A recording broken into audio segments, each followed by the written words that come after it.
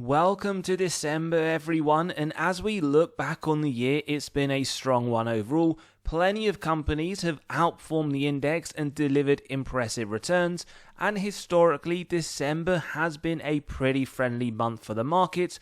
Going all the way back to 1928, there's about a 73% chance the month ends green, and it's typically a strong month too. Now look, if you like statistics, here's a fun one. In years like this, when the S&P 500 is up at least 10% and November finishes red, December has never ended negative with an average gain of around 4%. Of course, past performance doesn't guarantee anything, but after a bloody red November, we'll take all the positives that we can get. We also notice that investor sentiment is starting to creep out of extreme fear, now sitting right on the edge of the fear zone with a score of 24. And as we ultimately head into the holiday season, analysts believe we may get an early Santa rally, with some even calling for another strong year in 2026. Others, however, do sit on the other side of the fence. They warn that the bull market could be nearing the end, but when that happens, it is ultimately anyone's guess. And currently, all eyes are on the Fed. Markets are now expecting a rate cut this month, and several of Jerome Powell's closest colleagues have signaled they support one too. So with valuations mixed, when we take a look, some of them are stretched. However, there are some offering real opportunity. Today, we're breaking down 6 stocks that look like solid buys heading into 2026. Now we're going to kick off with stock number 1, S&P Global. We're going to run through the underlying metrics of the company, why they're high quality, as well as our own valuation. We're going to tell you the intrinsic price margin of safety. Now this one's down 5% over the last year. Year to date, pretty much flat, which is pretty rare for this company given they do tend to significantly outperform the S&P year on year. Over the last 10, they're up 400%. That is a massive outperformance, and they're currently sitting around the mid, heading towards the lower end of the 52-week range, and we can see quite some way away from 52-week high at $579. We also get a strong buy from Wall Street, 4.65 out of 5, a weaker buy rating from Seeking Alpha, with Quant calling this company a hold. And if we take a look at their forward P, well, valuation 25.9 is below the 5-year of 29.8. Straight away, this tells us potentially undervalued. Important to understand, we don't look at this in pure isolation, but this company has also not been valued this low, as we can see, since the end of 2023, and also this one months ago was trading as high as 35, now coming back down to what does look like an incredible opportunity. And if we take a look at the blue tunnel, which as always highlights the intrinsic fair price, firstly, great to see it increase over time. That is what you always want to note. You don't want a company that you're invested in for it intrinsically to start coming down. And we can see here, this is where the opportunity arises. The stock price is below even the bottom end of the fair value. Opportunity, something we have only noted once over the last year during that Liberation Day drop, and that did get bought up quite quickly, where it traded in a reasonable signal for quite some time. And if we zoom out to the last 10 years, well, this also reinforces the high quality company nature. We can see the blue tunnel continuing the upward trend over the last 10 years, and also this one rarely, if ever, enters into severe undervaluation. Yes, it does dip below there slightly every few years, but when it does, it looks like the market with both hands does buy the dip. And as we said, for each one of these, very high level, their underlying metrics. Free cash flow per share, we want to see consistent growth over the longer term. It's not consistent, but we do see very strong growth and expect it to continue over the next 12 months. That's always reassuring to see. In terms of the sales, well, near double digit every single year. In fact, that's what we've noted from 2020, 14% growth to their top line in the most recent annual accounts. And if we look at their total sales, well, they've pretty much tripled over the last 10 years. Now, one thing you're going to note when we take a look at their metrics, they do look slightly worse off moving from 2021 to 2022. They did have an acquisition, hence why you'll see these numbers change quite dramatically. But prior to that, this was a company that returned excess cash to investor pockets through share buybacks. From 2022, when it did increase, it looks like they've restarted this process, which is always nice to note. And as we said, you can also see that on the ROIC, Prior to 2022, the acquisition, strong double digit, and even though it has dipped, we can see it's moving back up to what we want to note. That is a bare minimum of 10% to give us faith Mandarin are able to effectively allocate their capital. Margins as well, even with the drop, still look very strong, 42% on a trailing 12-month basis. Free cash flow also very, very high quality, 39% last full year, 36% is where it sits today. And the net debt to EBITDA, remember with this metric, correlates to balance sheet strength as well as dividend safety. Below 3 is what we want. The numbers reflect the number of years it would take S&P Global to pay off all of their debt net of cash on hand, decreasing since 2022, 1.33, projected to go lower. That does show us that the company does look strong in terms of balance sheet strength at an overall high level. Now their valuation comes in at an F. Ultimately, they are trading at a triple-digit premium to the sector, but really, whilst we do incorporate it, it is a little bit meaningless. Many of these companies are poor quality, and as always, the ones we select for you are at the upper end in terms of best in sector. More importantly though, against their 5-year, as we just pointed out, they're trading at a discount. And if you wanted to note on a price to earnings growth, where ideally we want to see below 2.44, triple digit premium against the sector, not too dissimilar. So on a price to earnings growth, pretty much trading around similar levels as their historical performances. And the final thing before the valuation is their growth, where they get a C+. Grew top line 9% year on year, expected there or thereabouts over the next full year, slightly higher than the sector, not massively, but we're actually noticing a trend where their top line revenue, as we highlighted earlier, is starting to slow down. In terms of EPS though, looking decent, projected 11.5% over the next 3 to 5 years. That's in line with the sector, but a little bit below their historical 13.4. Now, as we said, with each one of these, we want to tell you our intrinsic price, which is based on the DCF for SPGI at $653. And we want to note just 2 things before we jump in. For some of these valuations, you may note they're slightly different to what we have done previously. We've tried to use the 2025 position for these companies based on what analysts expect, and we do believe that is a lot more accurate, as for most of these, we've already seen 2, in fact, some of them 3/4 of the full year. And you'll also note we have reflected the 10-year CAGR. So for S&P Global, over the last 10 years, on average, they've been increasing their free cash flows 43%. That is year on year. We've gone 12% moving forward, massively low in fact than just the last 2 years, where we have a low, medium and high figure, 10, 12, 14.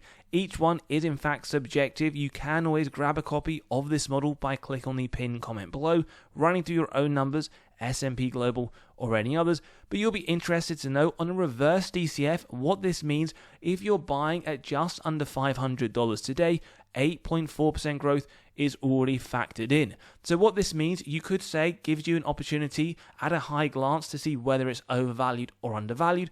Believe that it should be faster growing, well then undervaluation potentially. Vice versa, you believe it's too high, then overvaluation, where in fact to get this result, we use both the growth rate and the discount rate to give us the present value of future free cash flow terminal price. Add together with the cash, subtract total debt, get the equity value, divide by the shares outstanding, 653, indicating 31% upside. In fact, whether you use the more conservative rate of 10% or the upper end at 14, each one is noted here at double-digit upside. So let's see what the margin of safety on offer today is using the 12%. We're noticing 24%. Whereas always, we just want to kick things off at 10% if it meets our 3 golden criteria. Wide moat, strong financial metrics, good forward-looking data, which you could argue for S&P Global, they do meet those 3. Now, 24% MOS, Wall Street themselves anticipate $614 into next year. That is 23% upside. And just if you wanted to make a note, at 30% MOS, well, a buy at 457. So give us your views. Stock number 1, S&P Global, is it a strong buy, maybe a hold, or one to completely avoid? And using the 10% growth rate to be more conservative, well, you are still getting a margin of safety coming to around 12%. Now, before we continue, we just want to let you know we have released our latest free weekly article. We drop one every single Monday morning to your inbox covering severely undervalued stocks as well as what's going on in the market over the last few days. So click below, you can sign up and read straight away, where you'll be able to grab a recently released copy of stocks that Wall Street themselves believe have the most upside in the S&P right now, as well as a copy released just this morning of severely undervalued stocks for the month of December. Lots of information for each one, the upside that Wall Street themselves expect over the next year. So click below, you can sign up and read these straight away. We then move on to Coca-Cola FEMSA, ticker symbol KOF. Now, if you haven't heard them before, they're the largest Coca-Cola bottler in the world by volume, producing and distributing Coca-Cola beverages across Mexico, Brazil, and several other. They handle everything from manufacturing to delivering. Now, they're up 10% in the last year. Year to date, they're up 13%.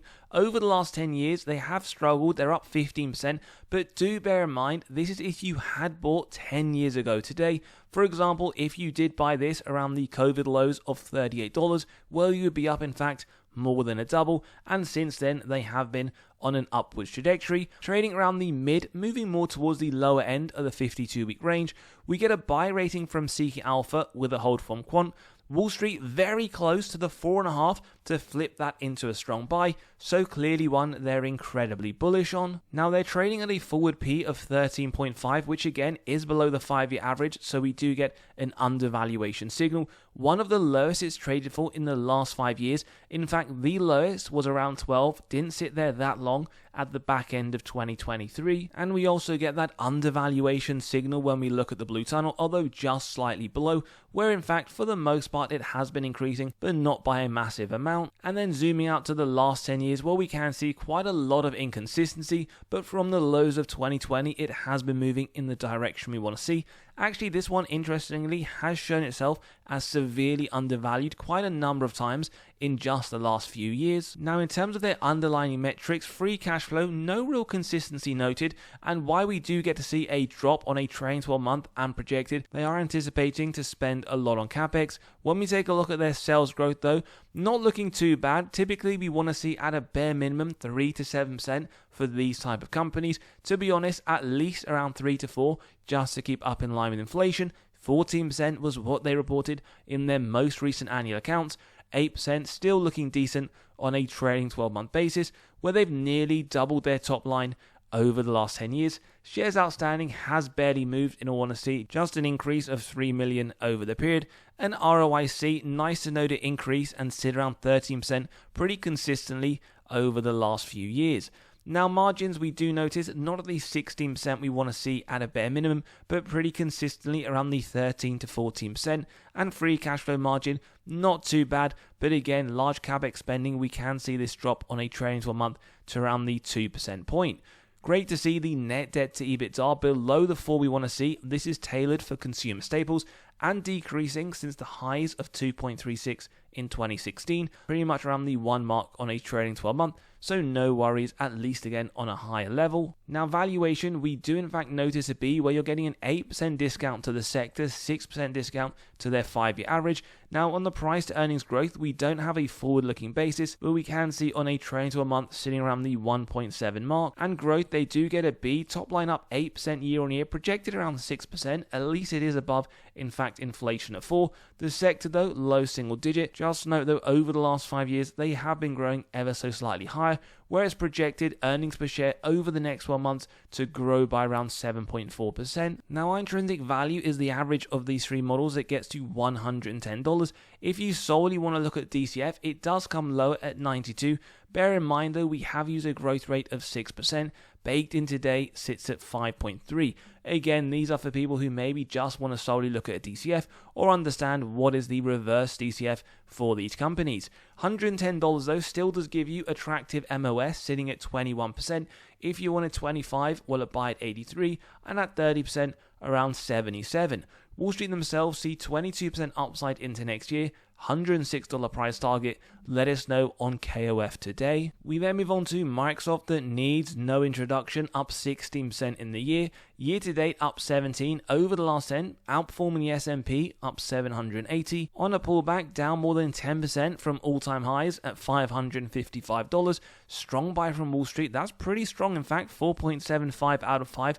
Weak buy rating though from Seeking Alpha and a hold from Quant. Now they're trading at a forward P of 29, which is below their 5-year around 32. So yes, it is an undervaluation signal, but we can notice just in 2025 during the Liberation Day period, it was in fact sitting around the 27 mark, and you can see here the lowest it's been in fact in the last 5 sits around 22, 23 back end of 2022. Now Blue Tunnel is highlighting here possible undervaluation just at that bottom end of the Blue Tunnel. It did come slightly below, as we can highlight, during Liberation Day, where over the last 10 years you're probably not surprised to see for a company of the caliber of Microsoft, this one rarely, if ever, does show itself as severely undervalued, so maybe could be one to dollar cost average when it does enter into a potential undervalued level. Now in terms of their metrics, free cash flow per share, consistent growth for the most part, more than 3 times over the last 10, projected to drop over the next 12 months like most in the Mag 7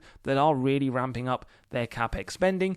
More often than not, we do get to see double-digit top-line growth, 15% in 2025, and we can see very minimal in terms of movement, at least in the shorter term, to the shares outstanding, and total sales pretty much more than a triple in the last 10 years. ROIC consistently very strong, 22% on a trailing 12-month basis. Margins phenomenal and increasing. That is what we love to see, a criteria for a high-quality company. Very strong efficiencies, and no worries whatsoever on that current free cash flow margin. Net debt to EBITDA as well, 0.1 on a trailing 12 month, expected there or thereabouts over the next year. Microsoft clearly a high quality company. Now valuation at a D-, 28% premium to the sector overall, but a 5% discount to their own 5-year average. Price to earnings growth starting to look more and more attractive as it does come down, 2.17, 29% premium to the sector, slightly below their 5-year at 2.5, so a near 10% discount. And their growth at a C-, we can see top line up 16% last year, there or thereabouts again over the next year, above the high single digit of the sector, and actually growing ever so slightly faster than they have done on a historical basis. Now, earnings per share projected 14% growth, a little bit below, interestingly, the sector at 15%, and pretty much in line with their 5-year average. Now, our intrinsic value comes to $559 today from the DCF. Remember, we have used projected for 2026, that's coming around the $98 billion mark. 10-year CAGR, though, for the company sits at 13%. We actually notice on a reverse basis, if you're adding today, 13.9 is baked in. Using 16, we see 14% upside, 18 at 28. Now, the middle rate does, in fact, for Microsoft, give us a 12% MOS. If you want 20, a buy at 447, 25, a buy at 419, where Wall Street sees 630 into next year, 28% upside.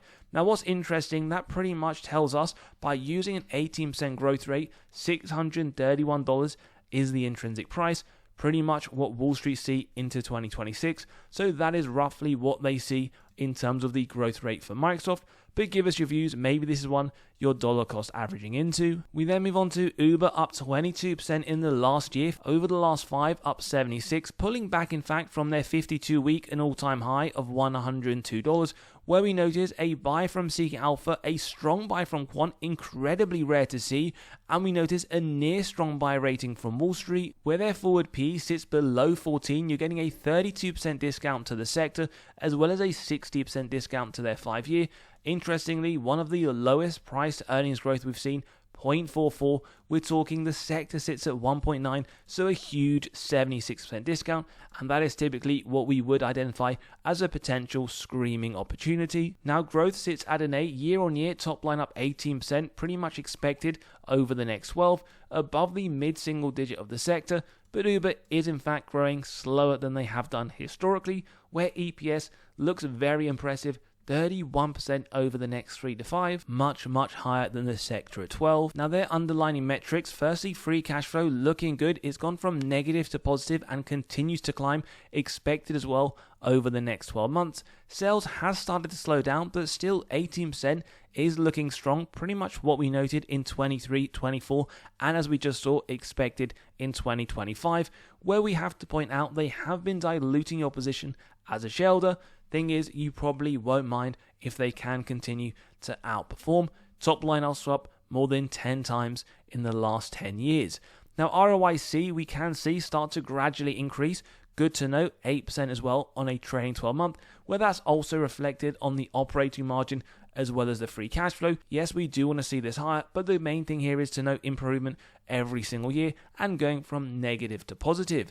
Net debt to EBITDA as well, no complaints whatsoever, 0.5 on a trailing 12 month, expected to go to 0.39 over the next year. Now our intrinsic price, $126, is using a 12% growth rate over the longer term. You can see 6.1% is baked in, double digit for every single growth rate used. In fact, it's not unreasonable to say 16% over the longer term. That in fact indicates 86% upside. Using that middle rate though of 12%, we are talking about a 31% margin of safety.